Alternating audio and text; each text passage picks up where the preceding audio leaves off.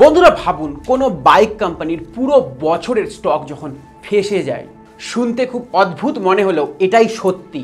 KTM এর সাথে exactly এটাই হয়েছে। 2,60,000-এরও বেশি মোটরসাইকেল তাদের ইনভেন্টরিতে কিন্তু ফেসে আছে। আর এই কারণের জন্য এই লেগেসি ম্যানুফ্যাকচারার কেটিএম কিন্তু এখন ব্যাংকারাপ্টের দিকে খুব তাড়াতাড়ি চলে যাচ্ছে বা কিছুদিন পরে বন্ধ হয়ে যেতে পারে। আর কেন বলছি আমি, তার পেছনে একটা সিম্পল কারণ আছে। কেটিএম এর উপরে $3 বিলিয়ন কিন্তু লোন আছে, মানে 27,000 কোটি। আর এই অ্যামাউন্টটা এতই বড় যে এই কোম্পানিকে একদম ডোবাতে পারে। তো আজকের এই ভিডিওতে আমরা মূলত কথা বলবো যে কেটিএম এর মতো একটা ব্র্যান্ডের সাথে এরকম কেন হলো, আর এর থেকে আমাদের কি কি জানা উচিত, আর কেটিএম কি আজকের ডেটে আমাদের কেনা উচিত কিনা, আর কেটিএম এর ভবিষ্যৎ কি। তো চলুন আজকের ভিডিওতে কেটিএম কে ডিকোড করা যাক।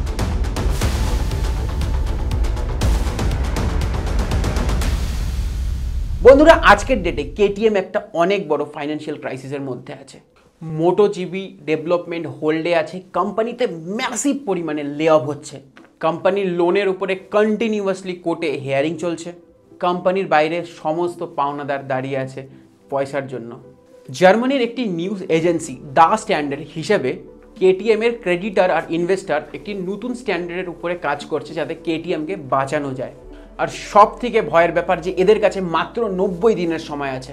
আর এই 90 দিনের মধ্যে যদি নতুন ইনভেস্টার বা নতুন পয়সা যদি কেটিএম এর কাছে না আসে, তাহলে কেটিএমকে ব্যাংকারাপ্সি নিজেকে ঘোষণা করতে হবে। কিন্তু কোশ্চেন হলো, কেটিএম এর মতো একটা ব্র্যান্ডের আজ এই অবস্থা কি করে হলো?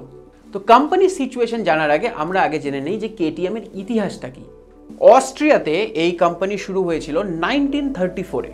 আগে এই কোম্পানি গাড়ি রিপেয়ার করত, মোটরসাইকেল রিপেয়ার করত, কিন্তু দ্বিতীয় বিশ্বযুদ্ধের পরে এই কোম্পানি নিজের ইন্ডিভিজুয়াল বাইক বানানো শুরু করে দেয়। 70-এর দশকে ইউরোপের একটা নামি দামি ব্র্যান্ড হয়ে ওঠে কেটিএম, এবং খুব ম্যাসিভ পরিমাণে তাদের বাইক বিক্রি হয়, কারণ তাদের বাইকের কোয়ালিটি, রিলায়েবল এবং খুব ভালো পারফরমেন্সের জন্য তাদের ইউরোপে একটা বেশ বড় নাম হয়ে ওঠে। আস্তে আস্তে তারা তাদের নর্থ আমেরিকান ডিভিশনও তারা চালু করে এবং খুব ভালো রকমের পারফর্মও করে, এবং 90-এর দশকে এই কোম্পানির রেভিনিউ পৌঁছে যায় 54 বিলিয়ন ইউরো। অনেক ইনভেস্টার সেই সময় আসে, আর কোম্পানিকে অনেক ডিভিশনে ডিভাইড করা হয়েছিল, ডিফারেন্ট ডিভিশনে। আর এই সমস্ত ইনভেস্টারের মধ্যে সব থেকে যার ইম্পর্টেন্ট নাম আজকের ডেটে আমাদের বলা উচিত, তার নাম ছিল স্টিভেন পিয়ারার। স্টিভেন পিয়ারারের কাছে চলে আসে বাইকের ডিভিশন, মানে পিয়ারার মোবিলিটি ইজি। এনার আন্ডারে খুবই ইম্পর্টেন্ট কিছু কেটিএম বাইকের মডেল লঞ্চ হয়েছিল, যেরকম হলো ডিউক 650, সুপারমোটো আর কেটিএম এটিভি। কোম্পানি খুব তাড়াতাড়ি গ্রোথ করছিল, আর ফরেন ইনভেস্টমেন্টও কোম্পানির কাছে প্রচুর পরিমাণ আসছিল, কারণ কোম্পানি প্রফিটেবল বানাচ্ছিল। আর কোম্পানির কাছে সবচাইতে বেশি ইম্পর্টেন্ট ফেজ ছিল 2007-এ, যখন বাজাজ মোটরস 14% স্টেক অ্যাকোয়ার করেছিল কেটিএম এর। আর সেটা 2007 থেকে 2015-এর মধ্যে বেড়ে, যেই 14% স্টেক বাজাজের কাছে ছিল, সেটা 2015-তে বেড়ে হয়ে গেল 48%। বাজাজ ইন্ডিয়াতে smaller capacity single cylinder bike produce করা স্টার্ট করে দিয়েছিল কেটিএম এর জন্য, যেরকম হলো Duke 200, Duke 250, Duke 390, Duke 125, RC 390, আর হলো অ্যাডভেঞ্চার বাইকস। প্রথমের দিকে 5 থেকে 10,000 ইউনিট বাজাজ বিক্রি করত। লাস্ট রেকর্ডেড 2024-এ বছরে 65,000 ইউনিট কিন্তু গাড়ি বিক্রি করেছে কেটিএম। আর শুধু ইন্ডিয়াতেই না, কেটিএম অনেক মডেল বাইরে এক্সপোর্টও করে।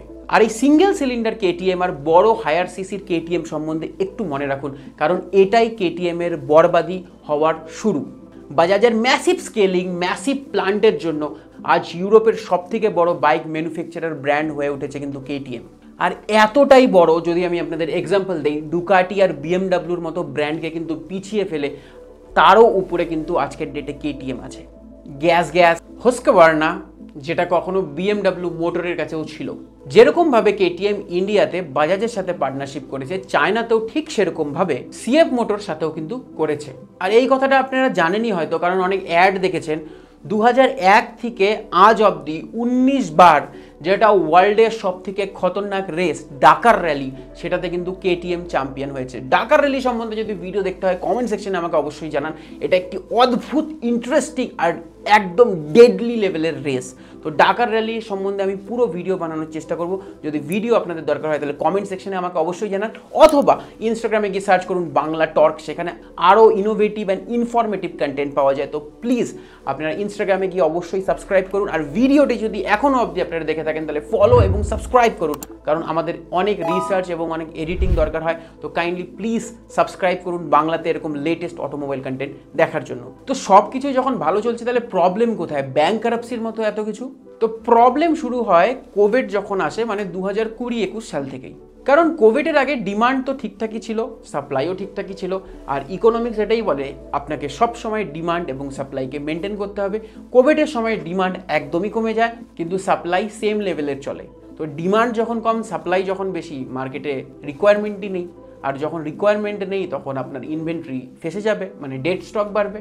কারণ পোস্ট প্যান্ডামিকের সময় মানুষের কিন্তু বাইং প্যাটার্ন কিন্তু অনেক চেঞ্জ হয়ে গেছে, কারণ ফাইন্যান্সিয়াল প্রবলেম ছিল, বেশি হাই রেঞ্জের গাড়ির দিকে বেশি না গিয়ে কিন্তু লো রেঞ্জের গাড়ি কিন্তু বেশি বিক্রি হওয়া শুরু হয়। ইনফ্যাক্ট সেই সময় খুব কম দামের কারও বিক্রি হওয়া শুরু করে, 4 চাকাও কিন্তু বিক্রি হয়, 70-80 হাজার 1 লাখের গাড়ি কিন্তু হেভি লেভেলের বিক্রি হয়েছিল। আর সেই সময় মানুষ মনে করতো যে আমি একটা বাইকে 2 লাখ ইনভেস্ট করার থেকে আমি একটা গাড়ি নেব, আমার ফ্যামিলি সেফ চলবে আর আমি একটা গাড়িতেই যাব। আর এটাই কিন্তু কেটিএম এর মতো ব্র্যান্ডের পতনের মূল কারণ। আর কোভিডের সময় বেসিক্যালি মার্কেটের ডিমান্ড ছিল যে স্মলার সিসির বাইক, সেখানে কেটিএম অনেক হাই সিসির বাইক, আর এত হাই সিসির বাইকের কস্ট এত বেশি, সেলস কম, আর হেভি লেভেলের স্টক ফাঁসার কারণে কিন্তু আজকে কেটিএম নিজেই ফেসে আছে।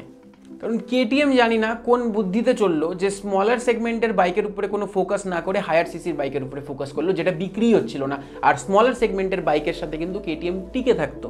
কেটিএম এর অনেক বড় মডেল যেরকম 790, 890, রিলাইবিলিটি ইস্যুসও প্রচুর আসে, কাস্টমার কিন্তু এর পেছনে কমপ্লেনও থাকে করতে, কিন্তু কেটিএম সেগুলোকে অ্যাড্রেসই করে নেই, সেগুলোকে শোনেও নি, সেগুলোকে রিজলভও করেনি। তো কাস্টমার ট্রাস্টও কোথাও না কোথাও একটা চলে গেছে। তো অটোমেটিকলি কিন্তু কনজিউমার অন্য ব্র্যান্ডের দিকে মুভ করা শুরু করে দিল। আর সব থেকে যেটা অদ্ভুত মনে হচ্ছে যে যেখানে আপনার সেলস কম, যেখানে আপনার ডেড স্টক ইনভেন্টরি যেখানে কন্টিনিউয়াসলি ফেসে যাচ্ছে, সেখানে আপনি কস্টলি ব্র্যান্ড কিনছেন, আর কিনছেন কোন ব্র্যান্ডগুলো? যেগুলো অলরেডি লসে আছে। এটা তো বিজয় মাল্লিয়ার মতোই হয়ে গেল গল্প, যে যেখানে আপনার কিংফিশার এয়ারলাইন্স আপনার চলছে না, সেখানে আপনার ডেকান এয়ারলাইন্সের মতো একটা এয়ারলাইন্স কিনলেন লোন করে। আর কেটিএমও ঠিক সেম কাজ করেছে, যেখানে নিজের ব্র্যান্ডের কোনো খবর নেই, সেখানে অন্য লস ব্র্যান্ড কিনছে, তাও আবার লোন নিয়ে। তো কনক্লুশন কি? আজকের ডেটে কেটিএম এর কি করা উচিত? কেটিএম এর কি এই বাইকের উপরে massive heavily stock clearance sale লাগানো উচিত, নাকি কেটিএম ভারী ডিসকাউন্টে তাদের সমস্ত গাড়িকে বিক্রি করে দেবে? আর যদি কেটিএম এরকম না করে তাহলে কেটিএম এর দিন সত্যিকারই শেষের দিকে। আমার মনে হয় না কেটিএম আর সার্ভাইভ করতে পারবে। কিছু অটোমোবাইলস রিপোর্টের মতে বাজাজ কেটিএমকে হেল্প করার জন্য একদমই আগে আসবে, আর আমার মনে হয় বাজাজের এটা করা উচিত। আর ইনফ্যাক্ট বাজাজ এটা করবে। এখন কোন হিসেবে করবে, বাজাজ কতটা ফায়দা নেবে, সেটা তো সময় আসবে, আর যখন ডিল ফাইনাল হবে তখনই আমরা জানতে পারবো। ভিডিওতে একটু আগেই আমি সিএফ মোটরসেরও কথা বলেছি, কেটিএম এর চাইনিজ পার্টনার যে সিএফ মোটরস আছে, সেও কিন্তু কেটিএমে হেভিলি ইনভেস্ট করতে পারে, যাতে কেটিএম এর ব্যাংকারাপসি বা এই দুর্দশা আর না হয়। সব থেকে যেটা হাসার বিষয় বা অবাক করার বিষয়, রেড বুল যেখানে কেটিএম এর বাইকের সাথে কন্টিনিউয়াসলি অনেক র্যালি যেতে এবং তাদের রেড বুলেরও প্রচুর লেভেলের অ্যাড করে, হয়তো আপনারাও রেড বুলের সাথে কেটিএম এর কোথাও না কোথাও অ্যাড দেখেছেন। রেড বুল কিন্তু সামনে এসে একদমই ক্লিয়ার বলে দিয়েছে আমি কেটিএমকে কোনো হেল্প করতে পারবো না। এই সময় কেটিএম এর সিইও স্টিফেন পেয়ারারের উপরেও অনেকেই কোশ্চেন উঠাচ্ছে যে ওনার এরকম ভুল ডিসিশন কেন ছিল, কেন উনি হাই সিসির বাইকের দিকে বেশি ফোকাস করছিল যেখানে ওনাকে লো সিসির বাইকের দিকে ফোকাস করা উচিত ছিল, কেন উনি হেভি ডিসকাউন্টের সাথে সেই বাইকগুলো এখনও বিক্রি করছে না, আর কেন কোম্পানির এই দশা। লিঙ্কডইনে এই নিয়ে অনেক রকমের সমালোচনা হচ্ছে, রেডিটে কন্টিনিউয়াসলি পোস্ট চলছে, টুইটারে কন্টিনিউয়াসলি পোস্ট হচ্ছে, কারণ এত বড় একটা ব্র্যান্ড। আর আমার মনে হয় যে কেটিএমকে যেই পজিশনই ইন্ডিয়াতে আমরা করি, কিন্তু কেটিএম এর মধ্যে ক্যাপাসিটি ছিল, আর they are really making a good bikes, কিন্তু পজিশনিং হয়তো খারাপ ছিল। যার হাতে কেটিএম পৌঁছানোর কথা ছিল না, তার হাতেও কেটিএম পৌঁছে গেছিল। মার্কেটিং কোথাও না কোথাও হয়তো একটু প্রবলেম ছিল, বাট বাট বাইক কিন্তু নো ডাউট খুব ভালো ছিল। আমি নিজেও কেটিএম চালিয়েছি। মেবি অনেকের কেটিএমের কালার পছন্দ না, মেবি অনেকের কেটিএমের সাউন্ড পছন্দ না, বাট কেটিএম খুবই ভালো বাইক ছিল। আমি একদমই এগ্রি করছি যে কেটিএমের পজিশনিং হয়তো ঠিক ছিল না। আজকের ডেটে বুলেট বা মহেন্দ্রা থারের যেই পজিশনিং আছে কেটিএমেরও ঠিক সেই পজিশনিং আছে, কিন্তু রিস্ট্যাবলিশড কিন্তু করা যায় এরকম একটা ব্র্যান্ডকে। আর এরকম একটা ব্র্যান্ডকে বাঁচানো উচিত যেখানে আপনার রিলায়েবল ইঞ্জিন, হেভি লেভেলের টর্ক আরপিএম, হেভি লেভেলের টর্ক, ইনস্ট্যান্ট পাওয়ার আর গাড়িতে র পাওয়ারের ফিল আছে আমার মনে হয়। তো কেটিএমকে বাঁচানো আমার মনে হয় যে করেই হোক, সে ইনভেস্টারের পয়সাতেই হোক, কোনোভাবে অ্যাকোয়ার হয়েই হোক, বাজাজ কোনোভাবে হেল্প করেই হোক, আবার নতুন করে ফ্রেশলি নিউলি লঞ্চ যদি হয়, তাহলে আমার মনে হয় আমাদের ইন্ডিয়ার বায়ারদের কাছেও একটা ভালো অপশন চলে আসবে এবং এমপ্লয়মেন্টও কোথাও না কোথাও বাড়বে। অলরেডি বাজাজের কাছে কেটিএমের 48% স্টেক আছে। তো যদি এই স্টেক আরও বাড়িয়ে নিয়ে যাও, তাহলে হয়তো বা কেটিএম আরও বড় প্লান্ট এখানে স্ট্যাবলিশ করবে। আর বেশি প্লান্ট মানে বেশি এমপ্লয়মেন্ট, আর এখান থেকে হেভিলিভাবে কিন্তু ইম্পোর্টও হবে। তো এই হলো কেটিএমের টোটাল গল্প। তো একটাই বলবো কথা, হিন্দুস্তান অ্যাম্বাসেডর হোক, কেটিএম হোক, ফিয়াট হোক, ফোর্ড হোক, মিৎসুবিশি হোক, কোম্পানির ডাউনফল কিন্তু একদিনে হয় না। আর আজকের ডেটে ইন্ডিয়ান কিছু কার ব্র্যান্ডও এখনও হয়তো তারা বুঝতে পারছে না, কাস্টমারকে সিরিয়াসলি নিচ্ছে না।